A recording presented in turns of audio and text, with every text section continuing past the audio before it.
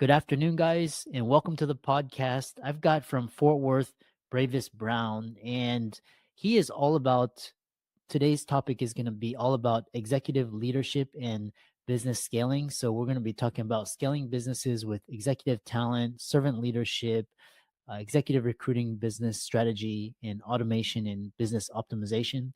So if that's for you, I'm really happy to have him on the show. He's got a lot of experience, and I'm really happy to pick his brain around building teams, building processes, and scaling your business. So, Bravis, welcome.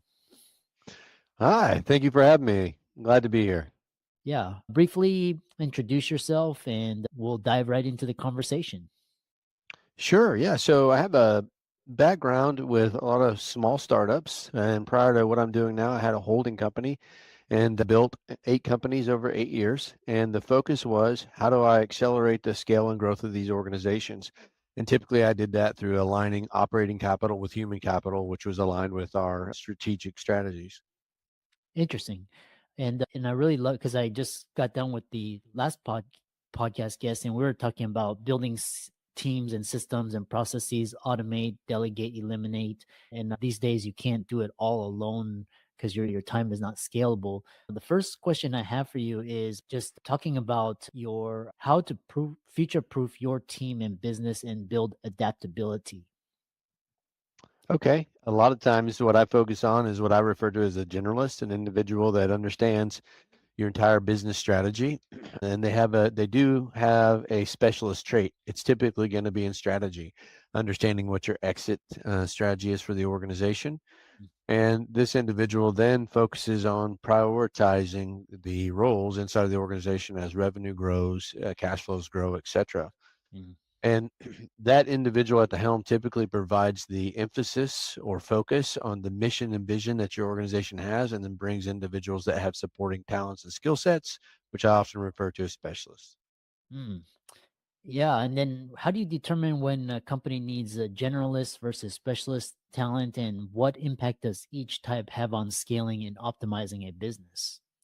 Okay, great question. So there's a broad answer to this for a lot of your audience. We're talking accountants, doctors, lawyers, dentists, etc. And a lot of times they're going to come in as the practitioner, and that expertise is absolutely required. And there's a level of growth they have to have before they can start to add individuals. So sometimes it starts as easy as just third party external fractionals, whether that's CFOs, controllers, consultants, etc. But one of the primary things that I like to look at after I understand the business a little bit better is what is the primary talent of, and going back to your last podcast, the owner, the CEO, so to speak, and then what is their vision of their role going forward. And one of the things that I usually like to start out with businesses that are established is doing an audit of their existing roles. What are the responsibilities of their current players, and what am I going to need to do to help take some of the tasks that are on the existing owner founder and move those over into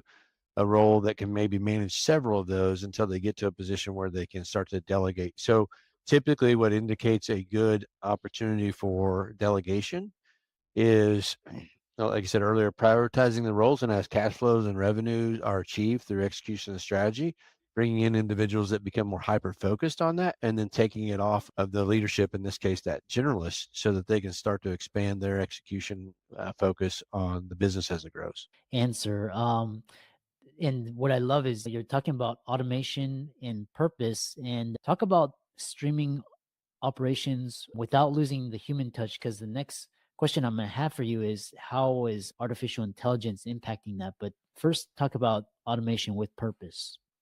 Okay, sure. So in a business, typically what I like to do are look at the things that don't have a requirement to have an individual engaged. For example, I don't necessarily want to automate client engagement. I'd love to automate filing or EH and R, so your records and record keeping and data in a production manufacturing environment, automating packaging, palletizing, etc., but not taking opportunities away from employees that allow them to improve the process, put their own touch or a unique talent to work in that particular space. That's the reason you hired them.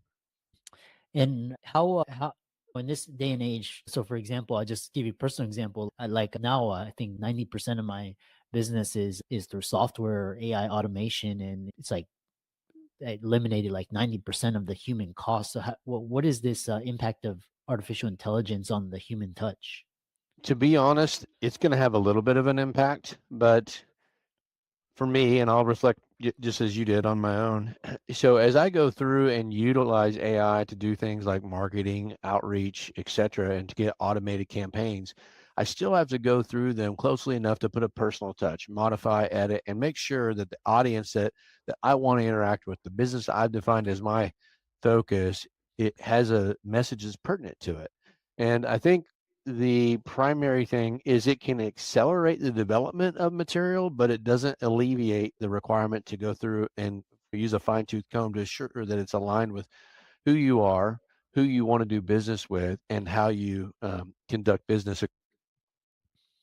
Hmm. Yeah.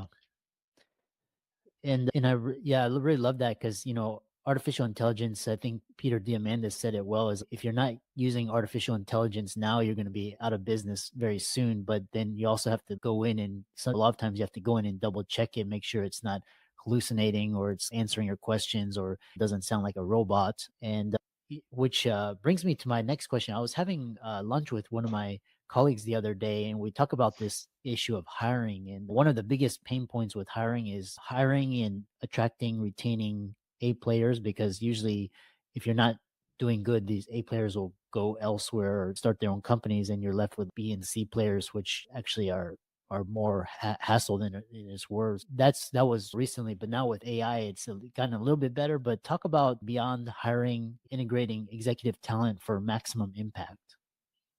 Okay, so I'll step back just a little bit, and this is, I think, maybe pretty pertinent for a lot of your audience.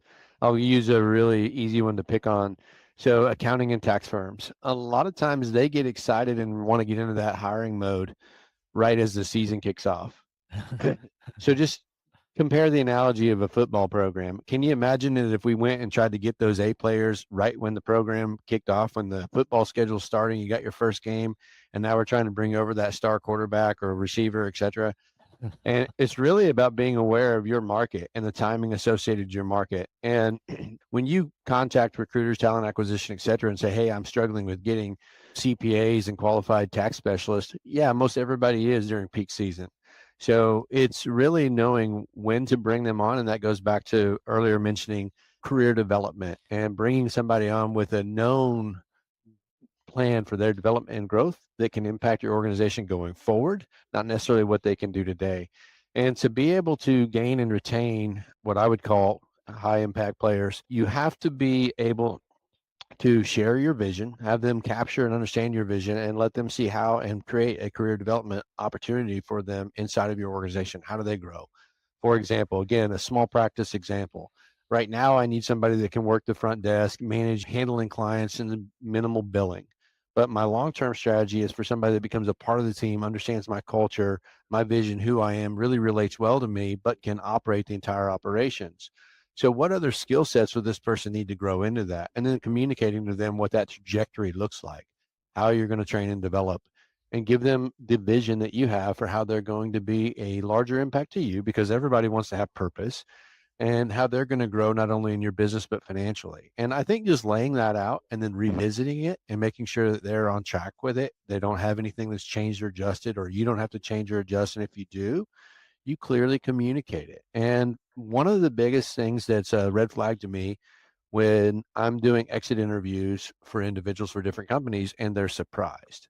That goes back to, right? It goes back to, are we following up with our employees? Are we talking to them about ways in which they can improve, things they're struggling with? How can we help them? And I think many times we look at those as added tasks that we don't have time for.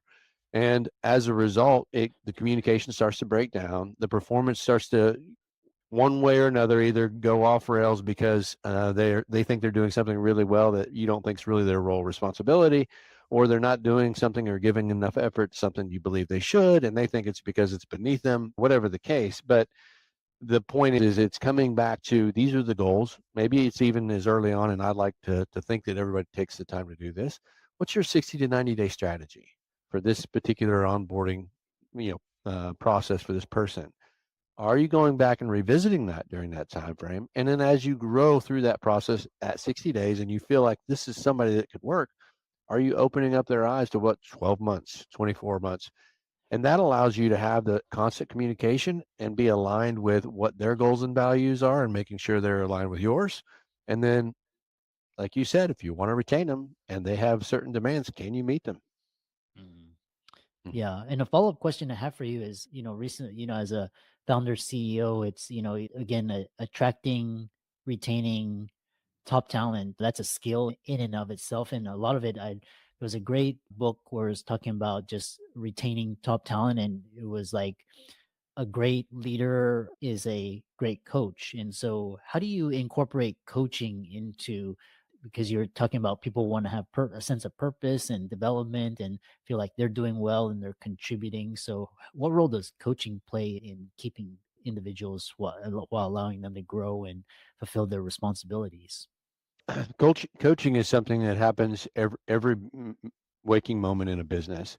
And a lot of times I feel like a lot of the coaching can be addressed by truly just being a servant leader, Mm. going through the day to day as if you are there to support and serve them, showing that's the example that you want them to lead in your culture.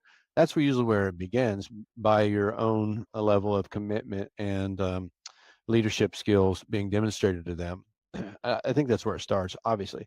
But then further coaching is because we're going back to the established KPIs that they have or the personal improvement plans that we put in place, their career growth, and we're talking them through the different things that we feel could be strengths or weaknesses, and then working with them on how to do that.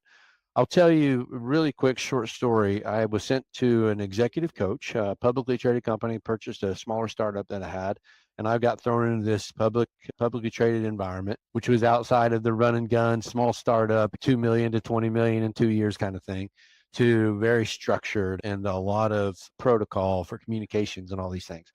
And one of the best things that a CEO, this actually, that's not true, it was the president of the division, came to me and said was, and she was very earnest and direct and said, "You've got some of the best experience and knowledge here in the organization, but your delivery needs a lot of work." And I went to an executive coach and started to understand that we're more alike than we are different. And then relating that to individuals, if I'm going to interact with them, as to how I would want that message delivered, how I would feel about the way it's being delivered, and then taking that into consideration. And again, to me, that's really about putting in the effort to be a true servant leader. Yeah.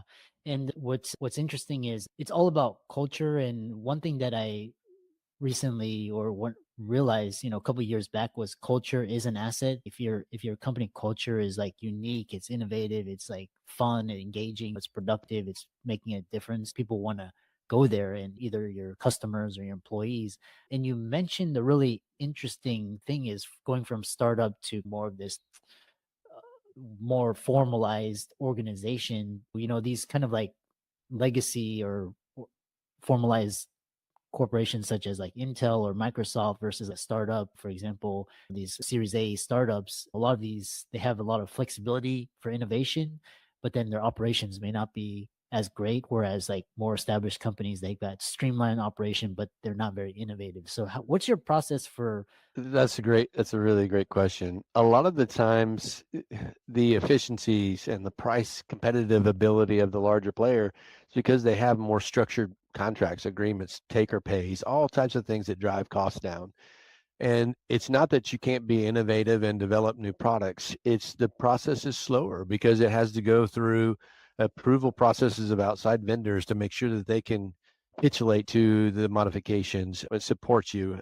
There's just several steps that are typically established that drive efficiencies, and those have to be considered. So to gain and or maintain innovation in an R&D group, I had an R&D tech team in two of the last companies that I've had, and not publicly traded, so bear with me, but allowing them to bring things to you, for example, say, for example, we needed products for oil and gas, but there's traits inside of oil and gas that are very much like agriculture, and allowing them to veer and explore how that could apply into agriculture and then bring that back to to the development team or executive team to decide, does this fit with our strategy or can it accelerate product development in other industries? Giving them that freedom versus having this very, "Hey, we're going to test for all oil and gas properties and traits," and they're looking at it saying, this active is one of the most highly used actives in agriculture. Why wouldn't we do the same? You know what I mean? And they have some insight, but you're not allowing them to share. So you got to be careful as to how much structure you put on an innovative R&D type team. Allow them some wiggle room because sometimes they'll save you a ton of money and time because they can validate multiple applications with a single active chemistry at one time.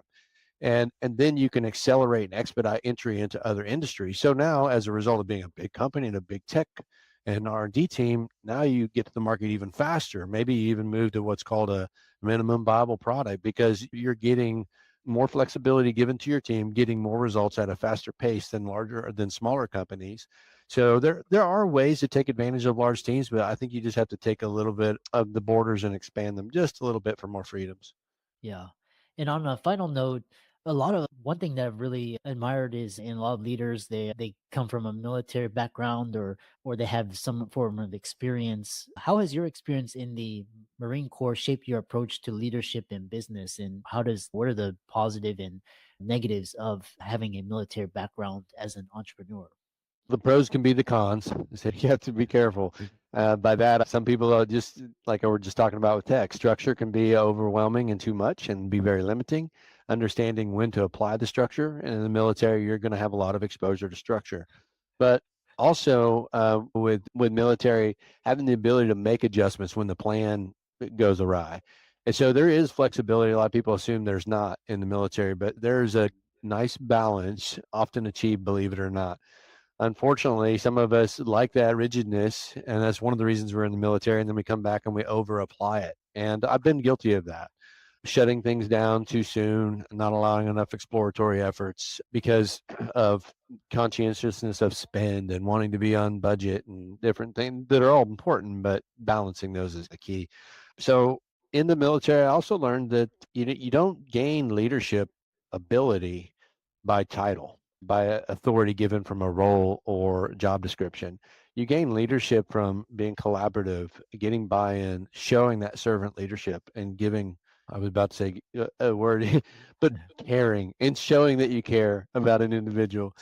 That's really true leadership. And I felt that I had an example of good and bad leadership in the military. Some would sit on their rank as their authority, and others would not even illustrate that they had the ability to outrank you, but they would get your buy-in and you'd want to support them and you'd want them to be successful and you want to make sure that the directions they give in you are followed to the T because you admire who they are and what they stand for. And so true leadership comes from heart and passion for those that you're working with, as well as that passion isn't giving in. That passion is caring enough to correct or give additional education and training so that they can be successful.